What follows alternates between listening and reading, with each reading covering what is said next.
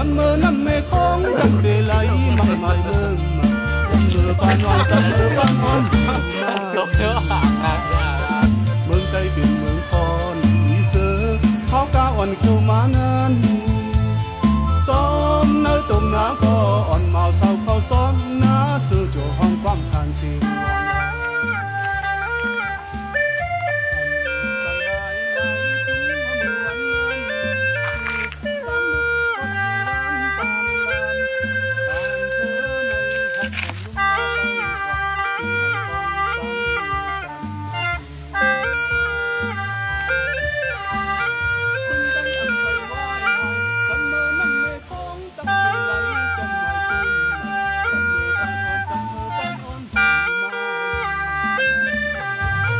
เป็นเมืองคอนอีเสือ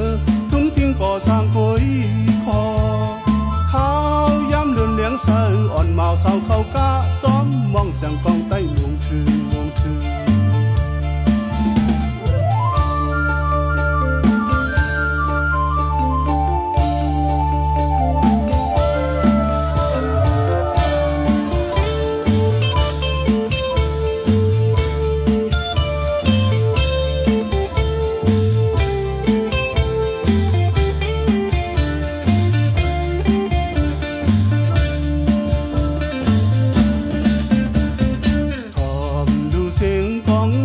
ปันอุ่นมายาว